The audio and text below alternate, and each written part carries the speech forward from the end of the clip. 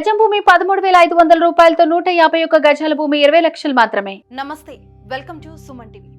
మీ చేత కన్నీరు పెట్టించే ఘటన ఇది. ఏ తల్లిదండ్రులకు రాకూడదు ఈ కష్టం. ఎలుక కారణంగా ఓ 40 రోజుల శిశువు ప్రాణాలు కోల్పోయాడు. ఈ హృదయ విదారకమైన ఘటన నాగర్ కర్నూలు జిల్లాలో చోటు చేసుకుంది. పెద్దకొత్తపల్లి మండలం పెద్దకారు పాములవాసి శివతో నాగనూలుకు చెందిన లక్ష్మీకలకు 3 ఏళ్ల క్రితం వివాహమైంది. లక్ష్మీకల నవమోసాలు మోసి 40 రోజుల క్రితమే 12 బిడ్డకు జన్మనిచ్చింది. ఎర్రగా బుర్రగా ఉన్న బాబుని చూసి రోజు మురిసిపోయేవాళ్ళు ఆ తల్లిదండ్రులు. పుట్టినప్పటి నుంచే బిడ్డపై ఎన్నో కలలు కన్నారు. కానీ ఎలుక వారి కలల్ని చిదిమివేసింది. నిద్రిస్తున్న చిన్నారిని ఎలుక కొరకడంతో ప్రాణాలు పోయాయి.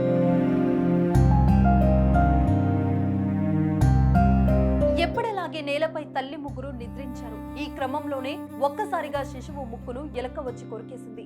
బిడ్డ ఏడుపుతో నిద్ర లేచిన తల్లిదండ్రులు చిన్నారిని వెంటనే ఆసుపత్రికి తరలించారు.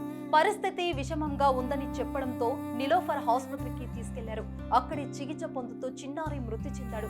దీంతో ఆ కుటుంబం తీవ్ర విషాదంలో మునిగిపోయింది. మొత్తం రక్తం బిడ్డ వస్తున్నది. బిడ్డ వస్తుంటే అంబులెన్స్ ఫోన్ చేసిన. అంబులెన్స్ వచ్చింది. అంబులెన్స్ వేసుకొని పోయి నార్కంకు పోయి అందులో చూపించుకున్నాను. సార్ ఉండి చూసిండు. చూసి అన్ని పైపులు గిప్పులు వేసి హైదరాబాద్ వెళ్ళండి, హైదరాబాద్ వెళ్తే నిరపూర్ అలా చూస్తారు, ఇక్కడ మిషన్లు లేవు అని చెప్పిండు.